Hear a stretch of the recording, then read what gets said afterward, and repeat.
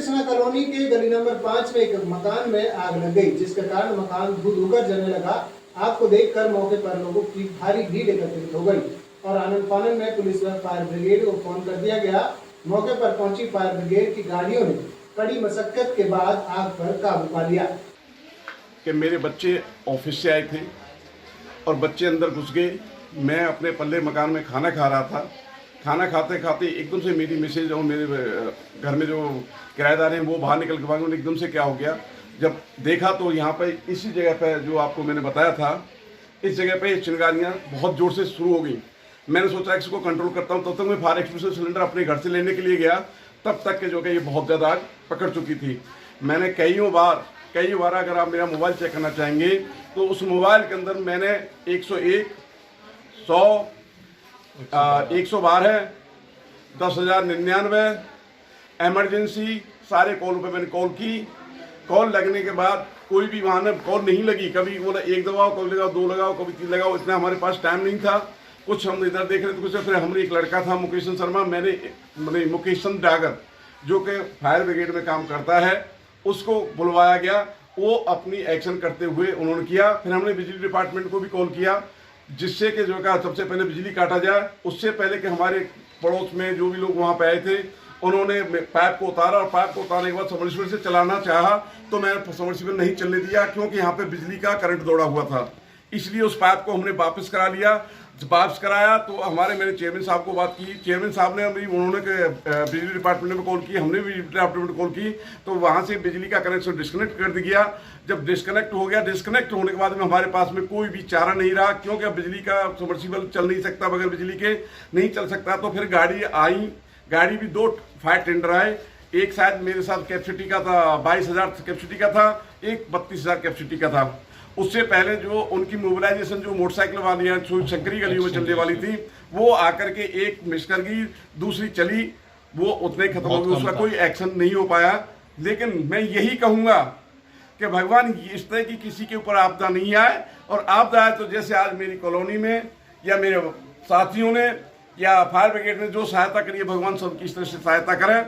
मेरे को नुकसान बहुत मोटा हुआ है, लेकिन किसी की जान की नुकसान नहीं है। माल मेरा बहुत नुकसान हुआ है, जैसे कि आपके समक्ष आप निरीक्षण कर रहे हैं, आप देख रहे हैं, आपके सामने है जो भी कुछ है। बाकी मैं इससे ज़्यादा कुछ नहीं। मैं आपसे प्रार्थना करता हूं कि आपके थ्रू ये बात बिजली डिपार्टमेंट को जाए। बिजली डिपार्टमेंट से जो भी मेरी गलती है, मेरे मकान की जो वैल्यू आती है उसका, क्योंकि ये शॉर्ट सर्किट से कांड हुआ है, वो भी इंटरनल नहीं हुआ है, ये भी एक्सटर्नल, जहाँ से कनेक्शन जाता है मकानों को या मकानों को। दुकानों तो यहाँ पे है नहीं किसी की भी। बाकी यहाँ पे करीब हजारों की भीड़ होगी। जिसकी हिम्मत जैसी बनी उन्होंने उसको किया। मेरे अपने बच्चों को निकाल देना है। मेरे सिर के ऊपर बहुत सारी सीलिंग्स गिरी या जो भी गिरा, सिर नहीं फटा, लेकिन मेरे पैर के अंदर, अगर आप चाहें तो मैं आपको दिखा सकता हूँ। जैसे कि इसमें मेरा कांच लिखा हुआ है, डॉक्टर हैं अनिल कुमार, उन्होंने 2 कांच को निकाल दिया, लेकिन एक कांच अभी भी इसके अंदर फंसा हुआ है। जैसे कि मैं आपको दिखा रहा हूँ, यहाँ मैं जला हुआ हूँ। जैसे कि मैं आपको दिखा रहा हूँ, मैंने आपको अभी दिखाया था, ये यहाँ से मेरा जला हुआ है। जैसे कि आपको दिखाया, ये भी मेरा जला हुआ है। बाकी और मेरी कमर पे, पीठ पे हुई है। बाकी यहाँ पे जो मौके वारदात पे अवेलेबल लोग थे, उन्होंने मेरे को देखा कि जिस तरह से मैं अपने बच्चों को, अपने सामान को लेकर के जा रहा हूँ, स्कूटी को निकाल कर मैंने अपना रिस्क लेते हुए बच्चों को मैंने इनोवा को निकलवाया, इसको किया पानी। लेकिन मैं ये कहूँगा कि जब भी तक नहीं आई फायर ब्रिगेड, जब तक नहीं आई, जब तक पुलिस को इन्फॉर्मेशन नहीं हुआ, नहीं आई, लेकिन जब आगे तो दोनों ही शासन प्रशासन हमारे साथ में थे। हमारी कोई ये नहीं कि उन्होंने हमारी हेल्प नहीं, उन्होंने हमारी खूब हेल्प की है। जैसा कि आप देख रहे हो, अगर हेल्प नहीं की होती तो ये हमारा पूरा मकान भी जा सकता था, और मकान के साथ साथ हमारे पड़ोसी भी जा सकते थे। इसके साथ साथ नुकसान हमारे पड़ोसी को भी हुआ है।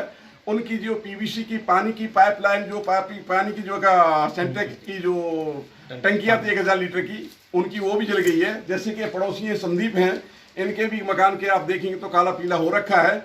इधर से हमारे जो टीकाराम जी हैं, उनके उस पर बहुत। लेकिन बात दमकल विभाग की गाड़ियों की अगर हम बात करें या पुलिस की बात करें, कितनी देर में आई थे उसके बाद? मेरे हिसाब से वो आधे घंटे के अंदर अंदर वो गाड़ी यहाँ पहुँच गई। लेकिन जब तक ये अगर वो नहीं आए होते तो शायद ये पूरा कृष्णा कॉलोनी न बस्ती। लापरवाही किसकी मानते हो इसमें? सर लापरवाही तो मैं ज़्यादातर ये कह सकता हूँ कि जो हम नंबर लगा रहे थे वो गलत नंबर हो सकते हैं या फिर वो नंबर बिजी चल रहे थे।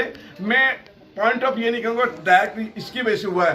जो शॉर्ट सर्किट है वो आपको सबको पता है, मैं किसी को पॉइंट ऑफ नहीं करूँगा। क्यों नहीं करूँगा? मेरे बच्चे बच गए, मेरा समाज बच गया, मेरे सब कुछ बच गया। जो नुकसान है वो धन का नुकसान हुआ है।